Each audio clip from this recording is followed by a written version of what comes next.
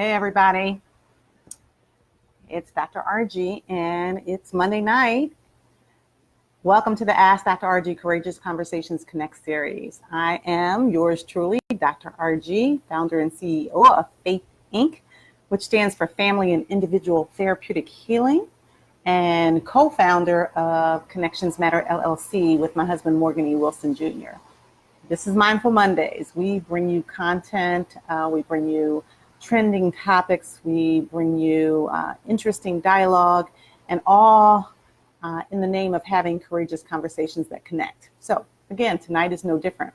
One of the things that, of course, I always ask you guys to do is STLC for me, share, tag, like, and comment. And as you see, I am at home because there was supposed to be a big thunderstorm and it's supposed to be raining. I don't know if we can really trust the weather people too much. No shade to my good friend Al Roker, who's in New York and has been doing this for a long time. But it seems like sometimes they don't get it right, or maybe it's just that Mother Nature has her own mind, and so you can track the system all you want, but sometimes it changes course, very, very much like life. And interesting enough, we're talking about all this month storms. So changing course is a part of that process. I am in my living room. I have it's still pretty hot and humid, so I hope let me know, guys, if you hear background noise. I've got the windows open for the circulation of the air, and I've got my fan on, blowing on me. I've got my tank top. I'm a little bit relaxed tonight because I'm in the comfort of my own home and I'm not in the office. I was in the office a little bit earlier, but we're just hanging out together. I've got my cold water because it's hot. And we all need to stay hydrated. And so tonight let's start off by saying that, one, I welcome you and I thank you for joining. I don't take it lightly that you guys are joining. Send me some thumbs up, some smiley faces, some hearts if you are on board for this conversation. We like to have here at Faith Inc. And Connections Matter a dialogue, not a monologue. So we're all in this conversation together. Tonight, we are talking about the same theme, similar theme, weathering the storm.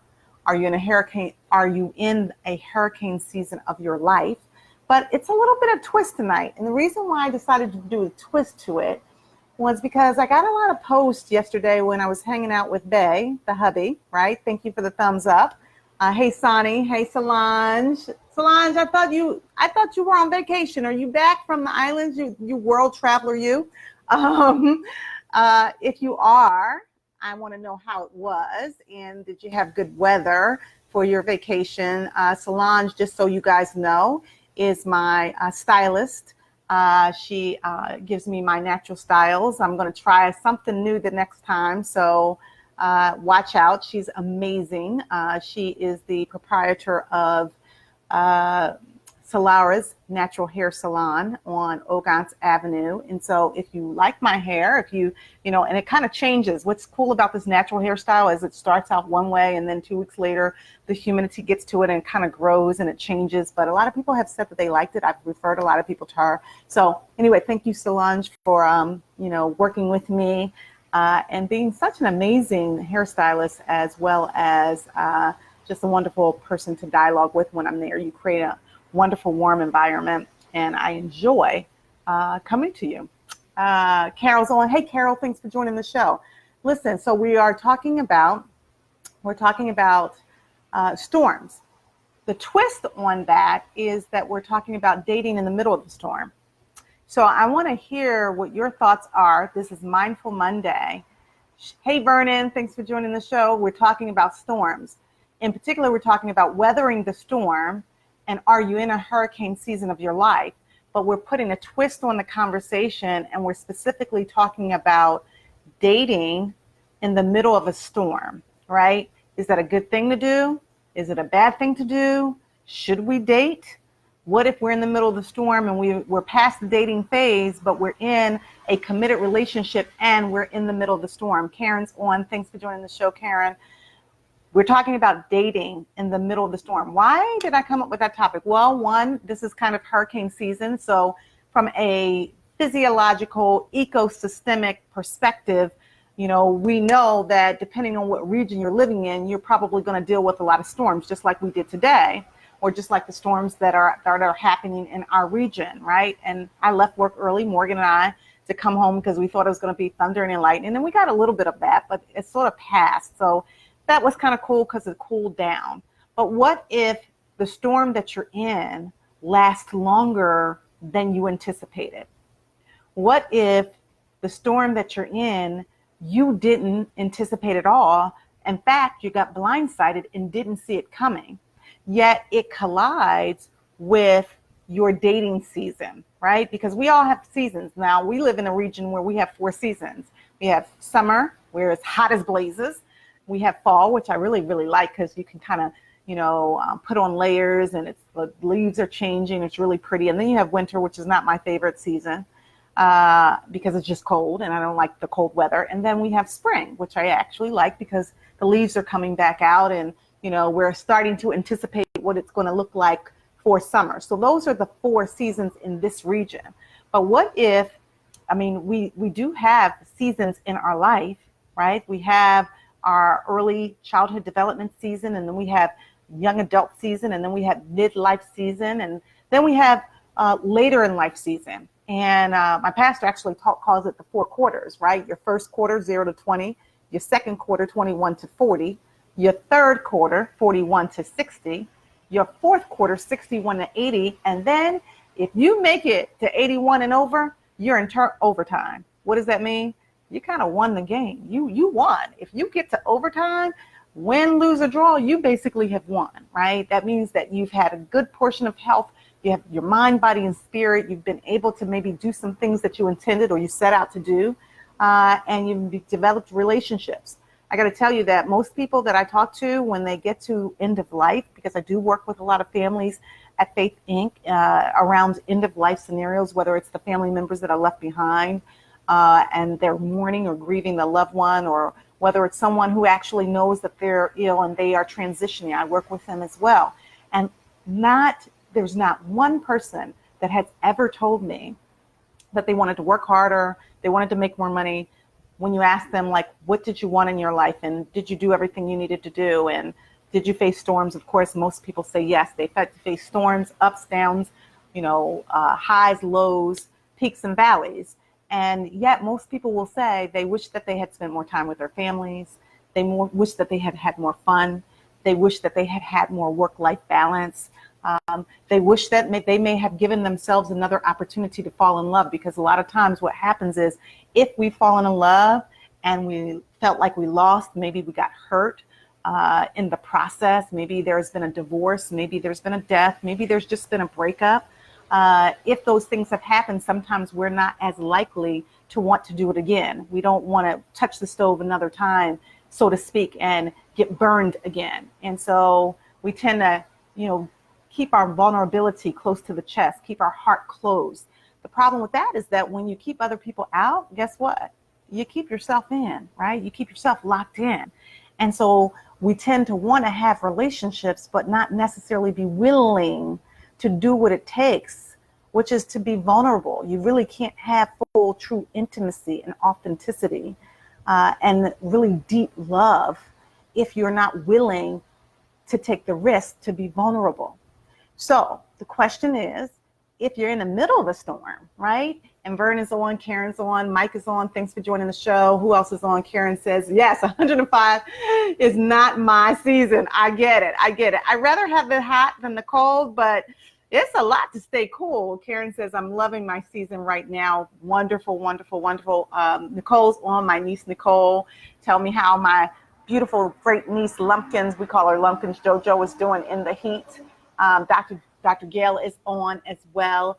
So I want to hear from you, and I want to have this dialogue. By the way, let people know that we're on. We are in a dialogue, not a monologue, and I want you guys to Share this, text somebody, DM them, let them know we're on this platform. This platform is for you. Give me the thumbs up, give me some smiley faces, some hearts, if you're feeling the conversation and you think that it's beneficial to other people.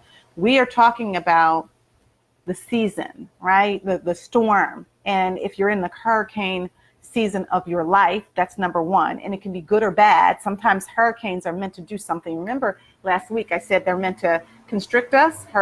Seasons or storms are meant to constrict us, correct us, connect us. And sometimes they are meant to cost us something. We give up something when we're in those storms. However, if you are in a hurricane, if you're in a storm, if you're in a pretty tumultuous season, are you dating in the middle of your storm? Are you planning to date in the middle of your storm? What does that mean, right? A lot of times when we're in the middle of the storm, we are not as stable as we would like to be. So is that really a good time to date?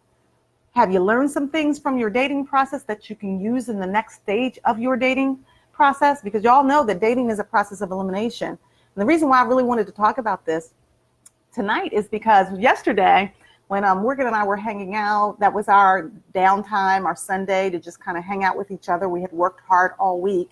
We went for a walk, then we got breakfast. We went to run some errands. Then I came home and took a nap, and they worked, and then he cooked for me a beautiful dinner. And a lot of feedback in our chat was about people that wanted partnership. And I see that a lot in the practice. People want partnership. We're not born on a desert island. Most people desire companionship.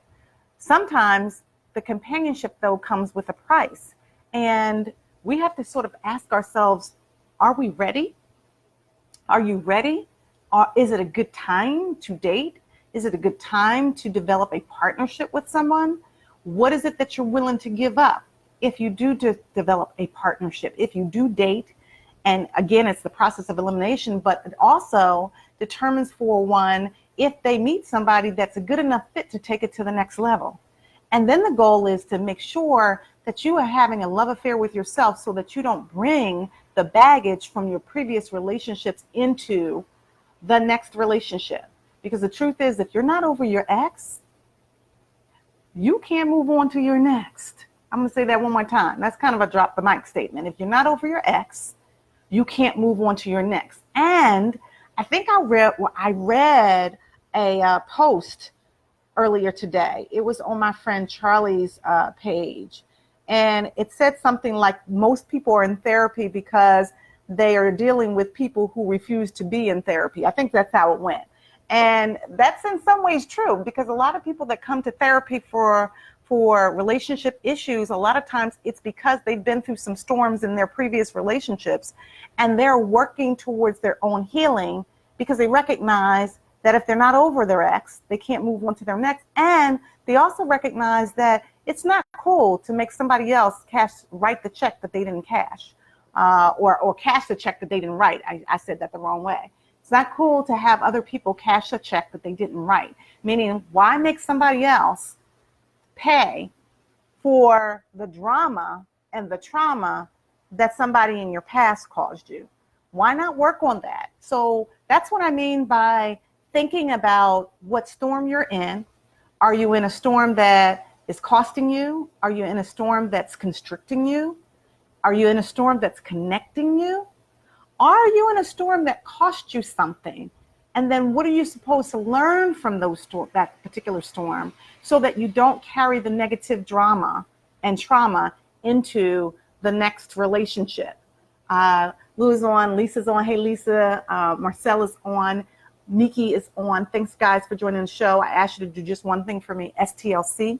Share, tag, like, and comment, because this is a dialogue, not a monologue. It's meant for someone else as well. Even if you don't catch the live, if it's archived, then tell somebody else about it. I want to know from you. This is Mindful Mondays. That means that we spend some time thinking about what's on our mind, right? And being mindful, being thoughtful, being considerate, and sometimes being a little analytical and a little funny with regards to the subject matter. there were a couple things that I put in terms of the hot topics that I thought would be interesting to talk about, which is that because we've been experiencing a heat wave, what's the fallout? What is the fallout from a heat wave? I think about, like, a lot of times when we're in the midst of a heat wave, you want to go into the air conditioner, you want the fan, you want to take off your clothes, you want to try to relieve yourself from the hot flash that you're experiencing in this heat wave, right? But if it is a heat wave in your relationship, whether you're dating the person or whether you're in a deep, long-term committed relationship, if you are in a heat wave, meaning that the relationship has turned up, there's maybe some stressors that have gotten elevated. You are in a financial position where things aren't going as well as you would like them to go. Whether somebody gets sick and you didn't intend to be a caretaker, but you find yourself being the caretaker nevertheless, or someone lost their job and you didn't intend to be the breadwinner and you become the breadwinner nevertheless. What do we do when the heat gets turned up in our relationships, or there's a pivotal storm that we didn't anticipate, and now we're really not the best version of ourselves? That's important, right? Because we'd like to think that we're always this amazing person to be in a relationship with. But the truth is, and I'm going to go on and be transparent, because we believe here at Faith Inc. and Connections Matter that it's important to have truth, trust, and transparency, which leads to transformational breakthroughs. So I'm going to go on and be honest to say, probably Morgan will sign in. He's upstairs right now listening in. He'll probably agree with this, that I am not always the best version of myself when I'm tired, when I'm fatigued, when I'm not feeling well, when I'm overwhelmed. I, just like anyone else, even though I'm a therapist, sometimes have to go dig deep if I'm in the midst of a storm. And yet the cool thing is that my partner understands me. And so if I need a little bit of space, one of the things I said this morning, which I actually was not the best version of myself this morning, and had thought that Morgan had done something that I asked him not to do. And I didn't accuse him, but I did ask him, in a very stern way, did he do it? And he got a little offended, and I had to course correct very quickly and apologize and say, I'm going to, when I'm a little anxious or stressed, I'm going to qualify that by saying, I need a little space. Don't take this the wrong way if I step back, because I don't want to project onto you. Well, here's the thing. When we are in the midst of our storms, right, if we're not the best version of ourselves, then oftentimes that impacts the relationships that we're in. And quite frankly, if we're choosing to date when we're in the midst of a storm, a heat wave, if you will, and we're not the best version of ourselves, then sometimes the representative that shows up doesn't necessarily demonstrate who we really fully are. Then we wonder why the relationship didn't work, or why that relationship didn't elevate to where we wanted it to elevate. But we have to really kind of take a step back and realize that perhaps maybe we weren't doing our own work. Maybe we weren't addressing the real issues that came about as a result of the storm that we were in, that then moved us to an unhealthy place, and then subsequently made us not necessarily the best person to be in the relationship. Lou says dating during the storm does not always work. Can show you what you need to do to improve yourself. Oh, it can show you what you need. Absolutely. Here's the thing. I don't necessarily advise dating in the middle of the storm. However, here's the thing. Sometimes you started the dating process, you're continuing the dating process, the storm happens, because how many of y'all know, and hey, Ernie, he's joined, thanks for joining the show.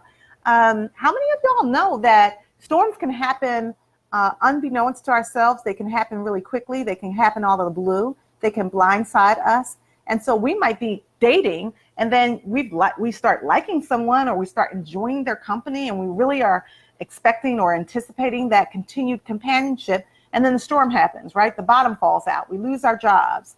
Somebody dies. Somebody gets sick. We get depressed, right? And so should we then step out of that relationship, or do we hope that that person will understand and we can continue on in that relationship to the other side?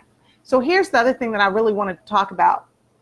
Lord, no, absolutely not that. It's upset funny. Lord, no, absolutely not the best version. Laugh out loud. Y'all know when somebody's saying something under my name, that's Morgan. So that's his comment about me not being the best version of myself. But what I was saying about the dating process is that, and doing it in the midst of a storm, or when things have heated up, is yes, storms are meant to teach us some things about ourselves. And that's kind of what Lou was saying.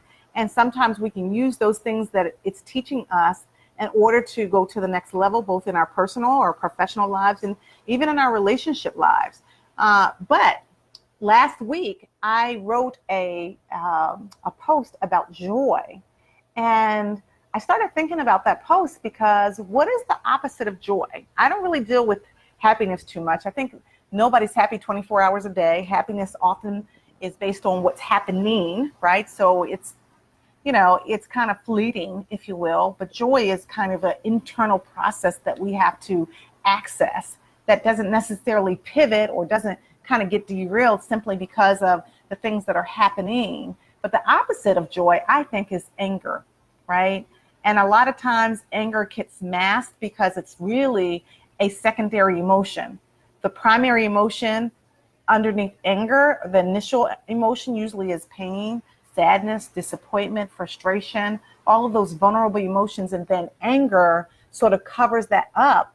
And then as a result, when we're going through the storm, whatever that storm is, whatever that stressor is, sometimes what comes up is that anger and that resentment and that bitterness that causes us to demonstrate a different side of ourselves when we're in the dating process that doesn't serve us very well. So we could be just a wonderful person that is really could be a great partner for someone. But if we're angry and bitter and resentful, if we're bitter, not better, then that's actually what people see in that particular dating phase. And sometimes we don't even have to say a word. Sometimes people see it. It's written all over our face. We're not smiling. We don't feel good about ourselves. We're in a storm, right? And so sometimes if that is the case, maybe we need to dial it back a little bit. And perhaps we need to really begin the process of doing our own work in order to not present an unhealthy version of ourselves. Karen says the representative will never make it through the storm. However, it's an eye opener. It's your heading attention and not, if you're heading attention and not caught up. Absolutely. I'm not a little fuzzy on the last part, but I definitely get the first part, which is that sometimes your representative doesn't make it through the storm because you have to go deeper and do the work in order to really fully understand what you're growing through. I don't think people just go through a storm.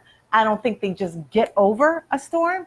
I think people grow through the storm, and there's some joy on the other side of that storm. You just have to traverse it and then begin to fully understand how strong you are, how resilient you are to have made it through whatever that particular storm is. Danny's on. Hey, Danny, thanks for joining the show. Staying pure during the relationship makes it easier to see and walk away. No soul ties. Yeah, I absolutely agree. However, you know me as a therapist, there's no judgment on my part. I have to really meet people where they are. I do believe that sometimes if you get more entangled in a relationship while you're in the midst of a storm, sometimes that creates more drama and it doesn't serve the relationship very well. And sometimes the relationship will crash and burn before it's ever gotten started because you really weren't healthy to begin with. So subsequently, it didn't really help that you move forward. You have to do your work. Kevin's on. Hey, Kevin. Ambrose, thanks for joining. Stephanie Barnhill by Kenya Sisters on. Abayomi. Hey, Obami, thanks for joining. Stephanie said good evening. So if you're just joining the show, this is the Ask Dr. Argie Courageous Conversations Connect series. Here we give you great content. We give you courageous conversations that connect in order for us to have a dialogue, not a monologue. If you like this content, I ask you to share it. Share. STLC, share tag, like, and comment so that somebody else, text them, DM them, let them know we're on here, and let them know we're talking about storms. This is a great night to have this conversation, at least in Philly, because it is kind of storming. Well, I'm exaggerating. Right now, it's not storming. It did storm. There was some thunder, there was some lightning, but it went by really, really quickly, and it cooled things down. That's the kind of cool thing about storms as well. Our emotional, our physical, our familial, our relational storms, sometimes they come because life is crazy. Things are chaotic. There's a lot of drama. There's a lot of toxins. And quite frankly, sometimes our emotional and our relational storms, they're a clearing. They sometimes are meant to clear some folk out of our lives, to create some space for us to actually be who we are designed to be, and to be with who we're designed to be with. And sometimes we can't reach that full potential, and we can't actually be in the relationship that we're designed to be in if we got all kinds of crazy drama jumping off that we cannot really be our best selves. We certainly are not the best versions of ourselves when we're in the midst of those kinds of storms. Karen says, paying attention, not heading attention. Absolutely, darn autocorrect.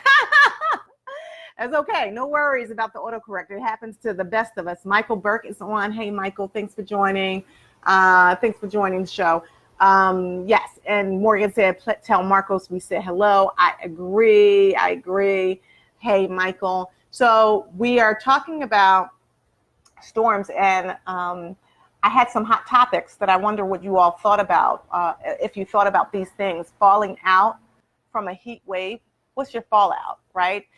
Think about your life, and when there's been something that heated up in your life, whether your relationship heated up in a negative way, or whether you were in the workplace, let's say, and things started heating up where it wasn't the best environment for you to be in. What did you do? How did you reconcile that? How did you understand what was happening? Did you internalize it and take it on as it's all your fault? Did you project it onto someone else as if things heating up in your life was all somebody else's fault? Or did you process it in a way that allowed that pain of things heating up to turn into power? What did you do with that? And then we're talking about storms that create a paradigm shift. You know, I kind of like this. It's kind of a play on words when they say shifts happen. Really, it's a play on words because what they really mean is shit happens, right? But we're going to say, for the purpose of clinical terminology, that shifts happen. But the truth is, when shit happens, when shit hits the fan, literally and figuratively, when it feels like all hell is breaking loose, it feels like things are intersecting all the negative things that could possibly happen in your life, maybe with the finances and the job and the relationship, and perhaps maybe some stressors, which we know mind, body, and spirit is all connected. So when we are at our highest levels of stress, that's when our cortisol levels usually elevate, and that usually impacts our immune system or our autoimmune system. That then allows the free radicals to go crazy in our bodies. And as a result, that creates more and more problems. So when shit happens, paradigm shifts happen. And we need to stay woke and pay attention to those things that are happening in our lives, because the storm may in fact be an actual clearing. It may be that there's a calm before the storm, but that the storm is actually meant to clear some stuff out for us to actually elevate. Sometimes we can't elevate if we're taking all of the bags and all of the drama and all of the toxic relationships with us. We can't take them to the next level. Sometimes some people are not meant to go to the next level. And then I say, in terms of hot topics, stay woke after the storm, right? It's really, really important to stay woke, because if there's a clearing in your life, if folks have left your life or departed your life for a reason, if you've experienced some breakups in your life and those were storms, it could be that part of staying awake or staying woke is to learn what that lesson was meant to teach you, right? And in the lesson, or in the mess, there's a message that gets emitted or emerges from that. In the test, there's ultimately a testimony that emerges from that.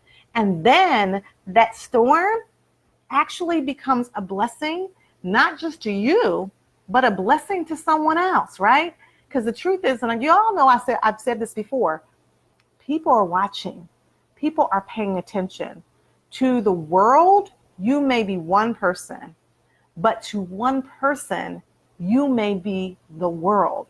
So someone is watching how you traverse through your storm. They're paying attention and they want to know, are you going to make it? Are you going to get to the other side? Are you going to traverse through that storm with joy on the inside so that you actually are able to have a testimony on the other side of it and say, guess what? I don't look like what I've been through, right? And as you are able to traverse through whatever you are growing through, not just going through, but growing through, there's some amazing blessings on the other side of that, because there's a level of abundance that is available to all of us. And all the universe requires is that we open ourselves up, that we not close ourselves up, because this is also what happens in storms. We're talking about aftermath. I can tell you personally and professionally that I see a lot of people that when they grow through a storm, right, they close up, right? Just like a turtle that, and how many of you will go on record and be transparent and say that in some ways you're living your life like a turtle. You know what a turtle is? A turtle is someone that pulls in their little feet and pulls in their little head, and then they have this hard shell. And then on the inside, they're soft and warm and fuzzy, and they're able to be vulnerable and show someone their best selves. But on the outside, they're hard and callous, like a turtle. Now, the purpose of a turtle, if you've seen some really big turtles, and they're very, very fascinating. They move slow and methodical, but they have this hard shell that blends in with the ecosystem to protect them from the elements that would seek to devour them. And I feel like that's sometimes how we are. When we've grown through some storms, we put on this hard shell or this hard callus and this really strong exterior, especially women in particular, and Black women specifically, because a lot of what we've grown through is really difficult. And so as a result, we say, I want a relationship. I want someone to love me the way that I desire and deserve to be loved. And this is why we date. And yet, as a result of those storms that we've been through, we don't really let people in. We show them the hard part of us, that callous part of us, like the turtle that's drawn the legs in and the head in, and they can't see the other part of us. Tell me what your thoughts are about that. Melvin's on. Hey, Melvin. Lisa's on. Thanks for joining the show. Cindy's on. Nicole is on. Dr. Gail, Stephanie. Let me read some of your comments to see what your thoughts are. I want to go far enough back. I don't want to miss anybody. So laser doc. That's what Bayami said. Thank you, Bayami. And let's see. Yeah, if you have a question that you want to state anonymously, Morgan puts that out there. Please send it to contact us at connectionsmatterllc.com. That's how we get sick. That's what Stephanie said. Lisa said, I so needed to hear all of this. Yes, yes, yes. That's music to my ears. That's music to ears. Music to my ears when people say, I so needed to hear this, because for you all know that usually I'm working throughout the day. I try to plan pretty well for some of these talks, but a lot of it organically comes from my heart, right? Yes, intellectually, I hope that it makes sense. I hope that I'm speaking in a clear and concise way so that we engage in this dialogue that helps in the healing, right? Because I ultimately believe, we say at Faith Inc. Connections Matter, we ask the question, are you helping to harm or healing the hurt? So my goal is to heal the hurt with the words and with these conversations in this platform. But I never know who's going to be on. I never know who I'm connecting with. So I call on the divine spirit. I call on my source to speak through me. Y'all know my mother used to say, open your mouth and God will speak for you. And so I draw on that on a daily basis. So I'm so glad that it's resonating with you. Sometimes the storm is a symptom of a greater challenge. That's what Abayami said. Absolutely. And Nicole said, yes, I was just about to say that. People are watching how you handle your storms. Absolutely. And so glad we were able to provide a space for the conversation. Dr. Gail said, actually, Dr. Argie, I found it difficult to engage a client in therapy to identify the problem of ruminating about the past relationships that were getting in the way of connecting with the person who wanted to move beyond the past relationship. There wasn't let me get back then. There wasn't any connection with the past relationship of the one individual. I will call the person the recipient of delusions of jealousy. I interpreted it as constant repetitive accusations of attachment to the past partner, or psychological abuse, which was getting in the way, which was getting in the way with the progress in the current relationship. I suggested that the recipient was reinforcing the thoughts about past meaningless relationships to just stop reinforcing the other person, but by not engaging the person as it was emotionally upsetting.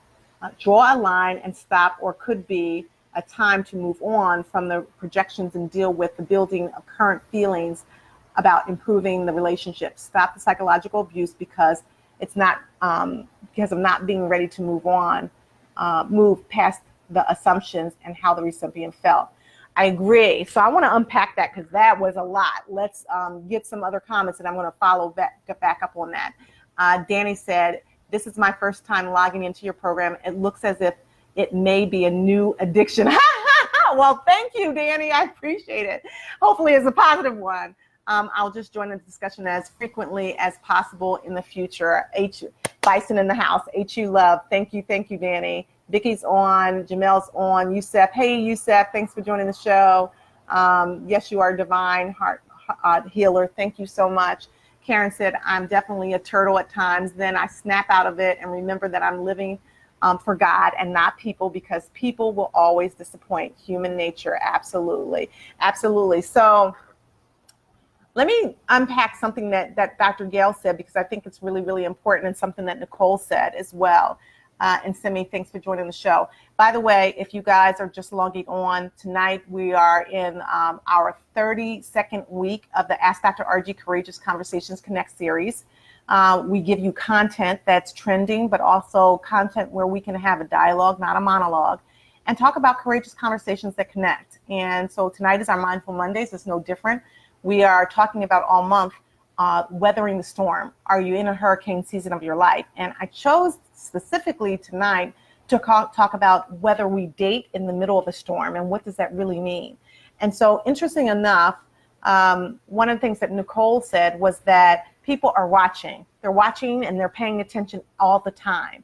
And so they're assessing how you're going to do this. And the blessing in that is that sometimes when we're in the midst of a storm, we're more transparent than we realize. And so subsequently, people know, they may not know the details, because we have the right to share certain information. And all information is not for everyone. And so sometimes it's just private information. We choose not to share it. There's a difference between privacy and secrecy, right? However, there are times when we may choose to share what we're growing through. And at that time, people are sort of paying attention to, all right, how are they going to handle this? This is a big one, right? Are they going to access the joy even in the midst of the storm? Are they going to enjoy the journey? Are they going to see the faith walk that they're embarking on and know that there is power at the end of their pain?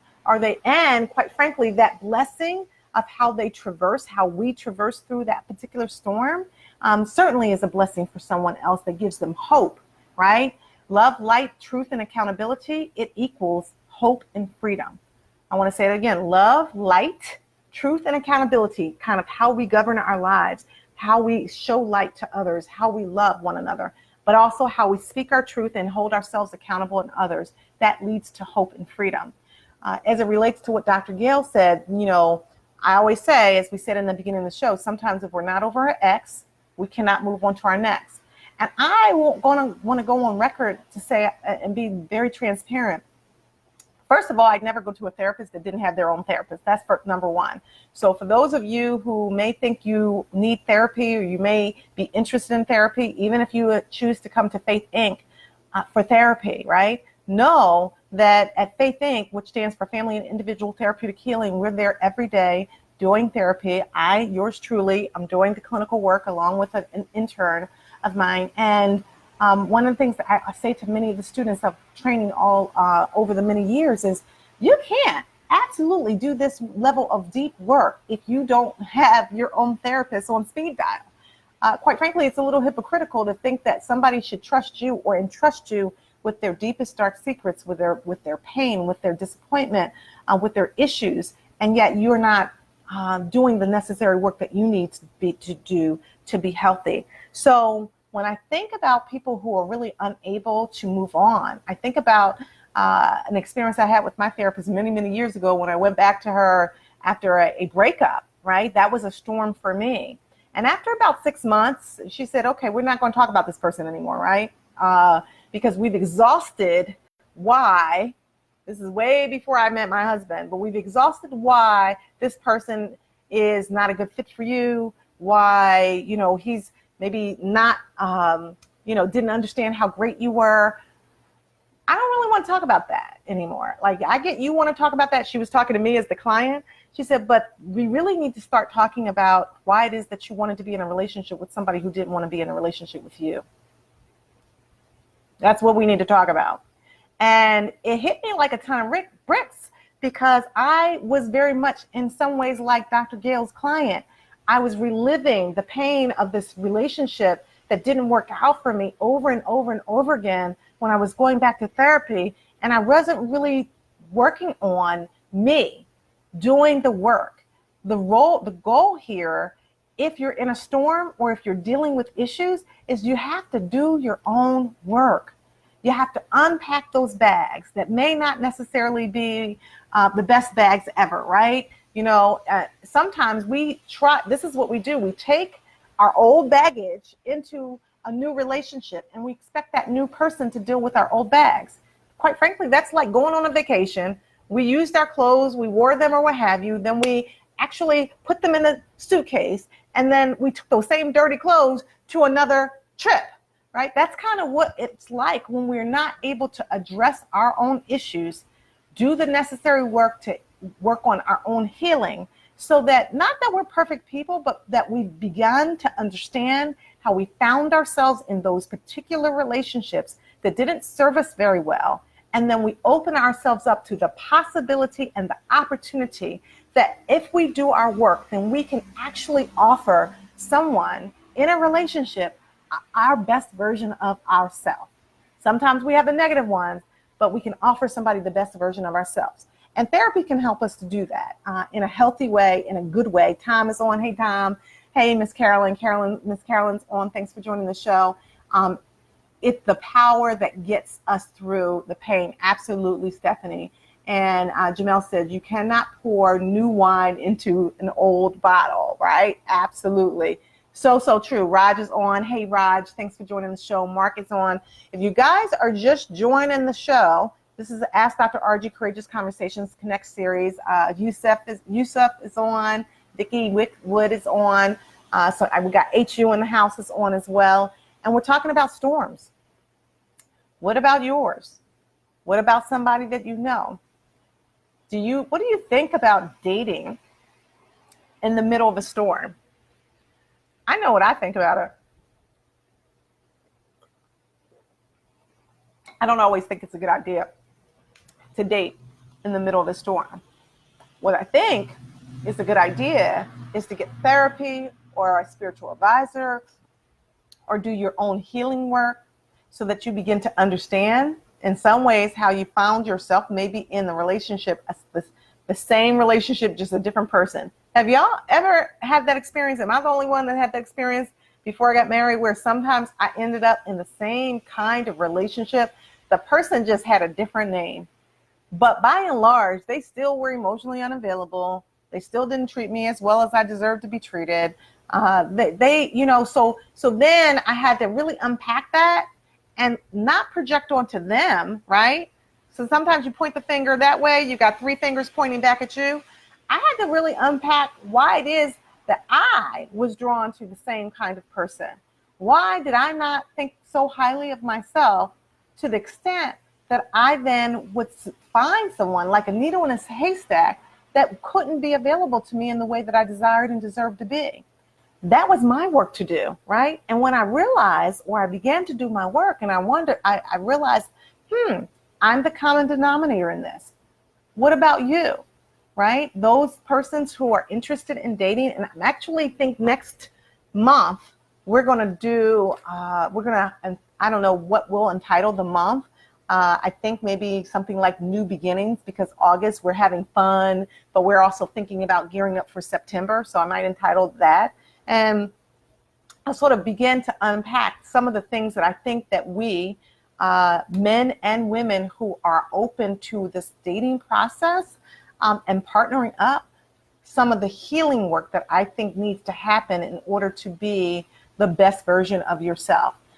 Because sometimes we sabotage being in a partnership because we're unwilling to change.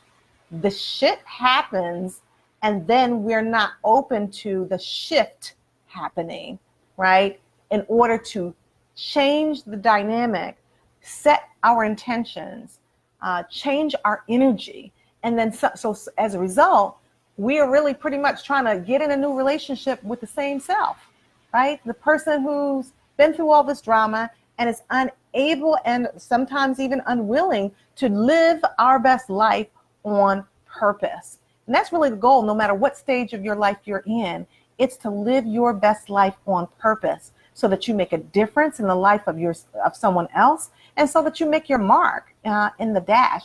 Mother Waller's on. Hey, Mother Waller, thanks for joining the show. I haven't seen you in a while. It's good to see that you've hopped onto the platform. Siobhan is on. Hey, Siobhan.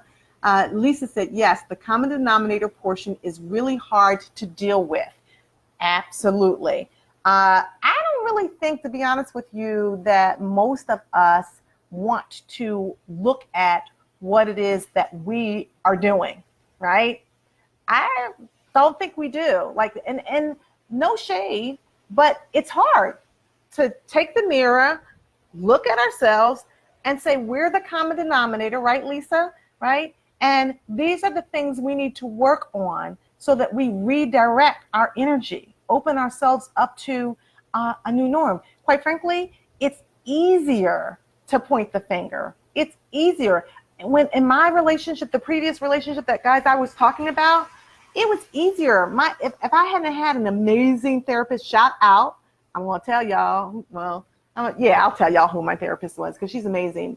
Marilyn Johnson, she's awesome. I've referred many people to her, and we refer back and forth to one another. And Marilyn Johnson, I may even try to have her on one time as an interview. She wouldn't let me get away with it, in other words, right? If you're a good therapist, you don't let your clients get away with kind of BSing you and only placing the blame externally, right? Therapy is not a blame game. We shouldn't be blaming and shaming each other, because that's more pain, right? But at the same time, a good therapist is going to hold you accountable for how it is that you are sabotaging yourself, and how it is that you are preventing yourself from getting the things that you say that you want, things that you say you desire, and things that you say you deserve. And whatever that is, quite frankly, it's available to us in abundance. That's how the universe has set it up. That's how God has set it up. And if that is a relationship, you can win at that, right? I was talking a little bit earlier about what does it look like to win? What does it look like to win? Quite frankly, many of us can be in the middle of a storm. We can traverse through that storm and we can win anyway, because our history is meant to inform us, but our history doesn't have to define us, right? So the fact that I, in transparency, was in a negative relationship that didn't serve me very well, I won't say the person's name because that's not fair, right? But it didn't serve me very well. I didn't have to stay in that. And you don't have to stay in that either. But sometimes what we'll do is we become our own secondary perpetrators. That's a term that I coined a while ago when I was the servant leader for the Sexual Abuse Survivors Ministry. And I would talk about the fact that sometimes we get hurt and wounded, and it's through no fault of our own. We're in a relationship, we're in a storm, it hurts, it ends, we have a breakup, and then for whatever reason, we begin to internalize that it was our fault. We play the blame game, or we shame game, or we are embarrassed, or whatever. And subsequently we blame ourselves, and then we become the secondary perpetrator, meaning that now we're creating our own self-induced storm, right? That doesn't allow us to fully experience and embrace the beauty of the joy that is available to us, right?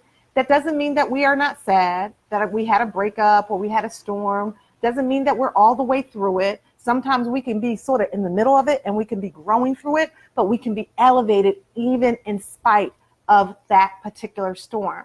If we understand it, the role that it played in our lives, and then we begin to work through it in a way that allows us to move to another level, to live our best lives. Jamel says, same book, same traits as old friends, new chapter, different person. Absolutely. That's why examining yourself, Stephanie says you have to examine yourself. Absolutely.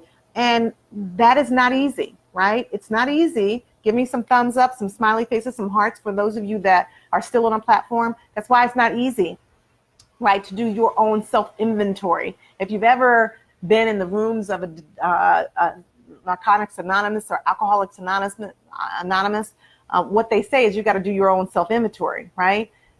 It's easy to place the blame on someone else. It's easy to say, I'm not living my best life because I don't have enough money.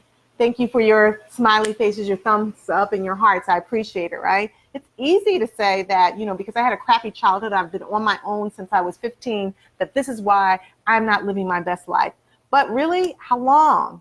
How long are we going to use that as an excuse?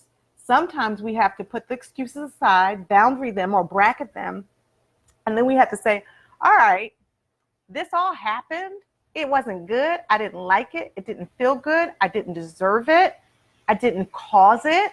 It's not my fault that it happened, that bad relationship, that breakup, that divorce, the person dying, me being a widow or a single person for a long time or not having children. All those possibilities are things that could happen to us and, quite frankly, happen through us. But the question becomes, even in the midst of the storm, what are you going to do about it? What will you do in the aftermath? What will you do in order to help yourself to get to the next level? Phyllis is on. Hey, Phyllis, thanks for joining. It's what's next. And how do you then take all of it and harness it into love and light, truth and accountability that ultimately equals hope and freedom? That is all available, right? And quite frankly, sometimes that pain into power is powerful, right? Because there's a process. Sometimes we just want to snap our fingers and we want it to be over. But there's a process by which we then get to the other side. And then when we do get to the other side of that power, man, is it powerful, right? I often think about like the, Wizard of Oz, right? There was a process for them to get to the wizard. They found out that the wizard wasn't all that in the very beginning, like at the very end, in the final analysis, he wasn't all that. However, the message of the Wizard of Oz, right? If you all are, watch sometimes fairy tales and shows like that when you were younger, the message was that we already had the gift. We already have the talent. We already have the skills. We already have the design for our lives. It's already inside of us. We came here with it. The goal is to not allow the world to beat you up and the relationships and the storms to throw you around so much that you start believing that a good life, a great life is not available to you. An abundant life is not available to you. That's when the storm hasn't really served its purpose. Because at the end of the day, it's for a clearing. That is the goal of whatever storm you're in. It's for a clearing so that you can be open to love and abundance and wonderful professional opportunities. And if you want to travel the world, whatever it is that you desire, as long as it's lined up with God's intent, you can have it. It is available to you. But our stinking thinking and our past experiences can block all of that if we don't allow ourselves to be open and free and do our work Velva's on. Hey, Velva. Thanks for joining the show. Dr. Gail's on. Let's see. Morgan said, hey, crew, I've got a great idea. If you find this information helpful, why not start a watch party? Okay, Morgan is encouraging guys to start a watch party. Dr. Gail says, my psychoanalyst answered a question about what could be holding me back from not being able to move past someone I was deeply romantically in a relationship with. And I was in love and he moved on and I couldn't. The therapist helped me by identifying my mental intrusive thoughts, emotional attachment, which is the strong attachment that would change over time. And I did. I have a greater appreciation of dating for dating couples who are stuck in obsessions of past relationships. Absolutely. You know, the thing about it is, and that's a longer post I'm going to respond to a little bit later. You know, the thing about past relationships that don't work out is that while the person has moved on and they are in another relationship and they're happy, perhaps, maybe they are, maybe they're not, who knows, right? But we're going to just assume that they're sleeping good, right? We're the ones that are obsessing about it sometimes, or not able to sleep, or not able to, you know, work or be productive, and that person's moved on. So I liken it to these earrings. These are my mom's earrings. I like to wear them to feel closer to her sometimes. And if I lost this earring, I would go looking for it because I feel like I would have felt like I lost it. But sometimes when it comes to relationships, we need to let it go.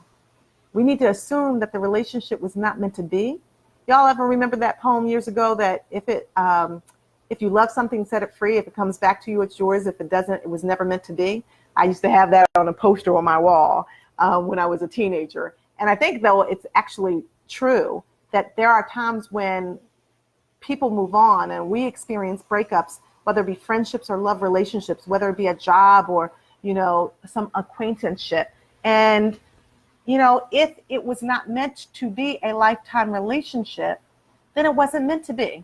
There are some relationships that are really, truly seasonal relationships. They are meant to come into your life for a season, to teach you something. You're meant to teach them something.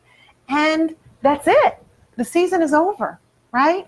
The problem is sometimes, as I often say, and this is what Rev used to say, my pastor, that sometimes we keep people way past their expiration date.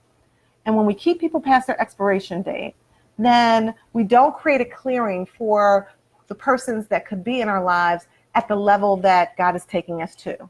And so it's just like anything else. If you drank milk and the expiration date said December 2018, and it's now July 2019, guess what's going to happen? Yep, you guessed it. You're going to get sick. So think about that from the perspective of keeping people in our lives in the midst of storms, when it gets hot, when there's a heat wave, when there's a hurricane in our lives, when things happen. If they are really not intended to be in your life during that time, you've kept them in your life past their expiration date. Now, mind you, there are some people that are lifers. They are meant to come in your life and traverse through your life, and you're meant to be in their life for the duration. The goal here is to be discerning, to know the difference between who are your lifers and who are your seasonal people. And don't get it twisted. Don't make your lifers your seasonal people and get rid of them before you're supposed to, right? And don't make your seasonal people your lifers. Keeping them in your life, and really, it was really time for them to move on, or time for you to move on. Patrice is on. Hey, Patrice, thanks for joining the show. Lisa said, holding on past the expiration date also creates a toxic environment and experience. Absolutely. And so you want to know why you're arguing all the time? You want to know why you're not on one accord? You want to know why things are not congruent in that relationship? Sometimes it's because it was never meant to be extended to the time period that you're in the relationship. You appreciate that. If that makes sense, or if you've got an experience that's similar to that, give me some thumbs up, some hearts, or some smiley faces. I'd like for you to STLC. You know, guys, I only ask you to do one thing on this platform: share. STLC, share, tag, like, and comment. DM someone, text them, let them know that we're on. This is a platform that's for you. This is a platform that's for us. And quite frankly, even for me, I gain from this engagement, right? There are times when you guys are teaching me just like I'm teaching you, and we're having a dialogue, not a monologue. So share, tag, like, and comment.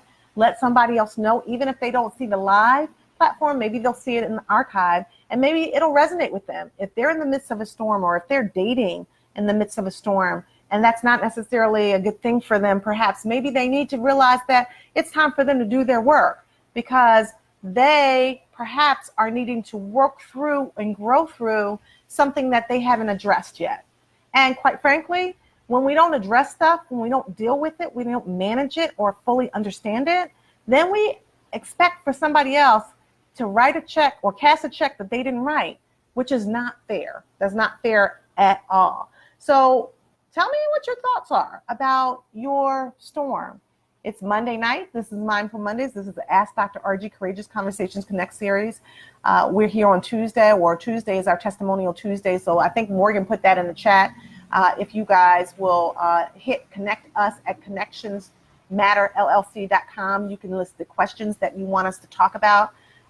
You can also give your testimony if this resonates for you, and we will talk about that on WIOW, which is our Work It Out Wednesdays. We really kind of unpack and deconstruct the conversation and just go deeper into it. And then, of course, on Thoughtful Thursdays, I give you words of inspiration and motivation to go to Freedom Fridays. For those of you who like this platform, or even if you guys are thinking about therapy yourself, give us a call at 789 or 215-789-6999, or my email is Dr. Argie at, what is my email? Morgan's going to laugh at me. Dr. Argie at connectionsmatterllc.com. I've got so many different emails. Or you can reach out to me through the website, www.drargieconnects.com. That's if you have a question, if you are interested in therapy. You all know at Faith Inc., that stands for Family and Individual Therapeutic Healing. We believe in healing families one relationship at a time, and transforming individuals, couples, and corporations one courageous conversation at a time. Even tomorrow, we are going to, we go to Enon, Morgan and I, and my assistant Lucy, and we do spiritual mindful meditation, mindfulness and meditation with the children from Camp Adenine.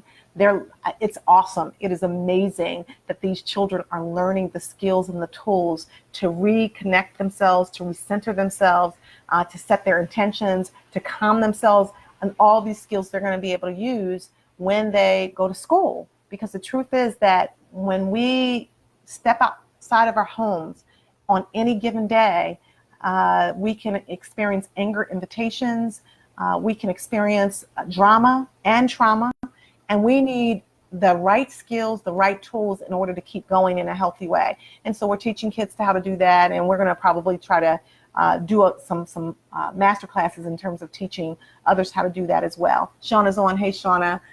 Thanks for joining the show. So listen, this has been great. And if you guys are interested, again, please reach out. Please give your testimonies on Testimonial Tuesday. It's been a wonderful, Mindful Mondays.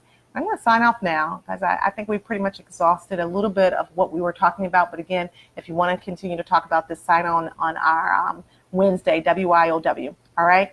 Have a beautiful evening, beautiful Monday night on purpose, from my heart to yours. I'm Dr. Argie, your global relationship transformationalist. Have a great night. Love you guys. Nothing you can do about it. Thanks for joining the platform. Bye-bye.